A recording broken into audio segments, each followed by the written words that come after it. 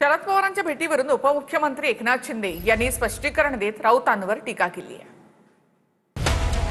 शरद पवार राज्याचे मोठे नेते आहेत। ते आमच्या दालनात आले म्हणून त्यांचं स्वागत करण्यासाठी मी तिथे गेलो।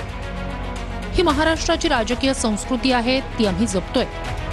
आता यामुळे ज्यांच्या कोणाच्या पोटात दुखत असेल, मानसिक स्वास्थ्य बिघडलं असेल, त्यांच्यासाठी आम्ही मुंबई आणि ठाण्यात अनेक आपला दवाखाना सुरू केले। तिथे त्यांनी जावं आणि उपचार करून घ्यावे, हा एक प्रकारचा कद्रूपणा झालाय। अशा लोकांकडे आम्ही दुर्लक्ष करतो।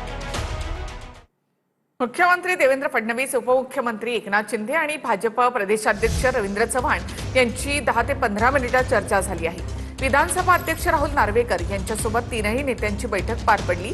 या सर्वांची विधानसभेमधील अध्यक्षांच्या दालनामध्ये एकत्रित बैठक झाली। मात्र बैठकीचं कारण गुलदस्त्यात आहे। दरम्यान बैठकीला येण्यापूर्वी एकनाथ शिंदे आणि रवींद्र चव्हाणांनी एकाच गाडीमधून प्रवास केला।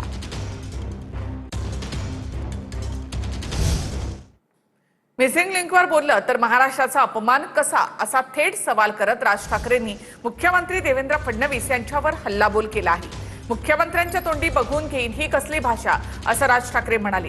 राज ठाकरे यांच्याकडनं फडणवीसांची मिमिक्री देखील करण्यात आली। मनसेच्या रेल्वे कामगार सेनेच्या वर्धापन दिनाच्या प्रसंगी राज ठाकरेंनी मुख्यमंत्री फडणवीसांसह अमित साटम यांचं हसणं आणि राम मंदिराच्या चोरीवरून सरकारवर हल्लाबोल केला। मिसिंग लिंक जवळ दरड कोसळल्यानंतर फडणवीसांनी महाराष्ट्राचा अपमान करू नका असं वक्तव्य केलं होतं। त्यावर राज ठाकरे यांनी कसला अपमान असा सवाल उपस्थित केला। अरे देवेंद्र फडणवीसला शिव्या द्या, त्याला सवय आहे, शिव्या प्रूफ आहे मी। कारण जीवनात एकच गोष्ट शिकलो, आजपासून 10 वर्षांनी हे शिव्या देणारे दिसणार नाही। मला बदनाम करा पण महाराष्ट्राला बदनाम करू नका। स्वतःच्या अंगाशी आल्यावरती ते राजकारण, विरोधकांचं राजकारण असं कसं होईल? आणि काय म्हणतायत म्हणे, एक वेळ मला बोला पण महाराष्ट्राचा अपमान मी सहन करणार नाही। वा रे वा। ऐसे कुछ भाड़े के टट्टे इस मिसिंग लिंक के बारे में भी पैसा ले लेकर सोशल मीडिया पर लिख रहे थे, उनको भी कह देना चाहता हूं, अगर महाराष्ट्र का अपमान करोगे छोड़ूंगा नहीं। मुख्यमंत्री आहेस ना तू, बघून घेऊ। वाक्य संपल्या हिंदीतून सुरू झाले। मिसिंग लिंक के बारे में अगर कोई राजनीति करे, कोणासाठी हिंदी बोललात? समोरचे आमदार मराठी, महाराष्ट्राची विधानसभा, महाराष्ट्राच्या विधानसभेमध्ये आमचा मुख्यमंत्री, महाराष्ट्राचा मुख्यमंत्री हिंदीत बोलतो। कशासाठी? कोणाला सांगायचं होतं? कदाचित आपल्याच पक्षातल्या वरच्या लोकांना सांगायचं असेल, बघून घेईन।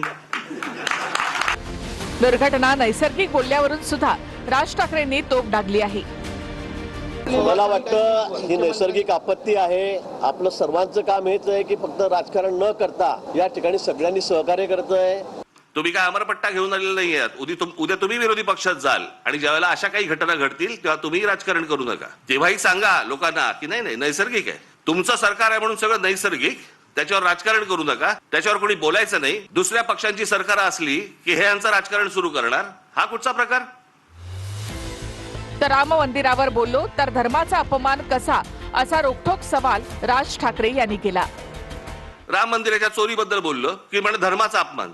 अरे चोरी आहे ना ती, ह्याचा धर्म कुठे आला? तिथे ज्या वेळेला 1400 कोटी रुपये ज्यावेळेला चोरले जातात, जे श्रद्धेने त्या मंदिरासाठी दिलं, त्याची जर समजा चोरी होत असेल त्याच्याबद्दल बोलणार नाही, बोलायचं नाही। भारतीय जनता पक्षाचा खासदारच पहिलं बोलला की राम मंदिरात चोरी झाली म्हणून। आम्ही बोललो, हा देश बोलला, इतर राजकीय पक्षाचे कोणी लोक होते ट्रस्टी म्हणून। तिथे ट्रस्टी कोण आहेत? 15 ट्रस्टी आहेत तिकडे। 15 ट्रस्टी पैकी त्यातले जवळपास 12 हे केंद्र सरकार नेमतं आणि त्या 12 पैकी केंद्र सरकारने जी नेमलेली माणसं आहेत ती RSS शी संबंधित आहेत, विश्व हिंदू परिषदेशी संबंधित आहेत, भाजपशीच संबंधित आहेत, बाकी कोणीच नाहीये। याच वेळी भावना शून्य आमदार असं म्हणत राज ठाकरेंनी अमित साटम यांच्यावर टीका केली।